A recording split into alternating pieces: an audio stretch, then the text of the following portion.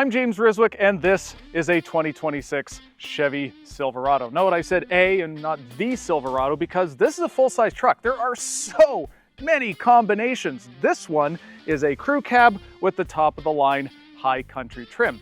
But I'm going to touch on a little bit of everything here in this Capital One Auto Navigator review.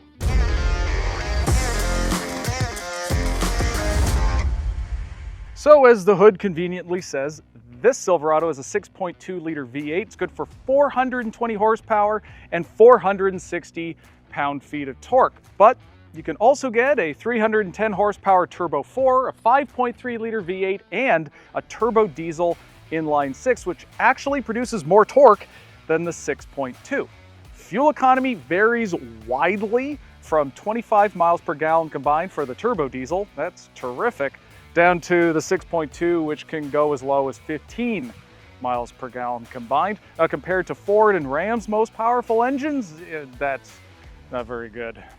The bed has these really tall walls. There's also corner steps.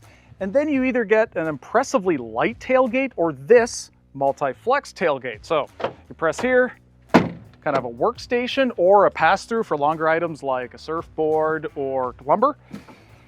And then you press this here, tailgate comes down, kind of normal tailgate, but if you press that first button again, comes down, step to get inside.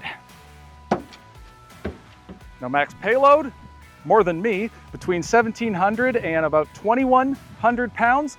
Max towing is between 8,900 and 13,200 pounds. But to get that, you have to either get the diesel or this 6.2 liter V8.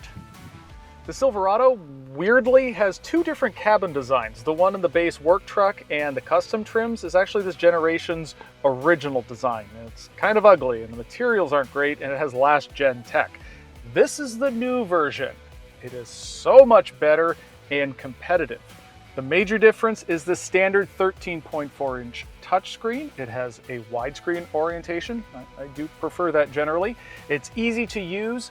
Comes standard with Apple CarPlay and Android Auto and Google built-in functions, such as integrated with Google Maps.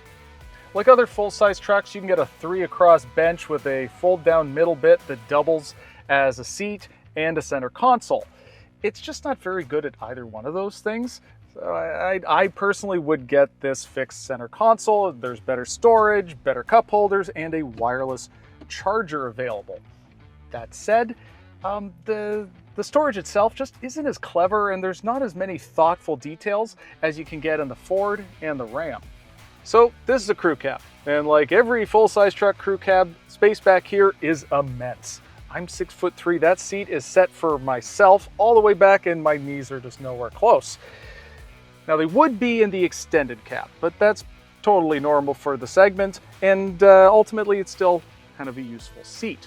Now there are USB ports back here you can get and air vents, including if you do get that 3-across front bench. The seat bottom is split 60-40, so you can lift it up and use this area for luggage and then still have a spot for someone to sit.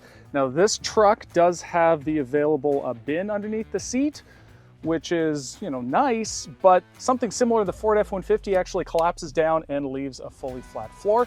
The Ram has hidden storage compartments under the floor, so although the storage exists, again, it's just not as thoughtful and clever. Now, to be fair, there are these bins behind the seat, but honestly, I just don't see how useful these are.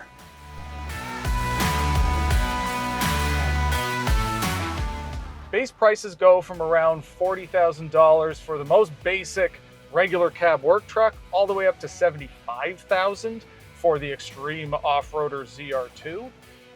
This High Country doesn't start quite as high as that, but with options it can get well into the 80s, so it is a very expensive truck. That said, the Ram and the Ford F-150 can get even more expensive. Thing is though, they have higher quality interiors and they offer features you can't get in this truck. They're also better to drive. You see, the Ram offers either a coil spring or an air spring suspension, and that contributes to a driving experience that's almost like a big crossover. The ride quality in particular is really good. The Ford F-150 doesn't have the trick suspensions, but it actually gets surprisingly close. This does not. It's just a lot more trucky. There's a lot more wiggling and jiggling over just about every bump.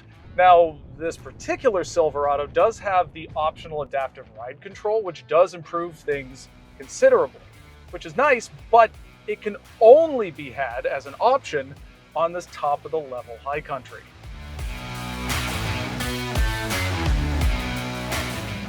The 6.2 liter V8, it just does not produce as much torque as the top dog engines for the F-150, including its hybrid, as well as the Ram's 2 turbocharged 6s. So yes, it's smooth and it is powerful, and you get to say, I have a V8.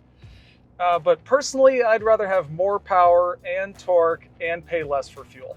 Now, you do get more torque with the diesel, and it does make for a main reason to consider the Silverado, because besides fuel economy, it is shockingly smooth and quiet for a diesel.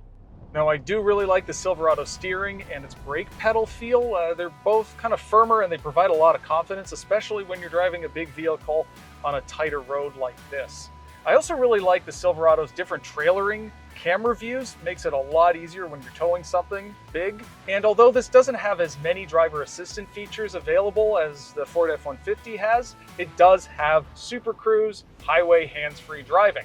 Ford and Ram offer something similar, but I do prefer Super Cruise for no other reason than this great big light here on the steering wheel. It glows green so you know that it's on, and then it flashes red when it's telling you you need to take over driving.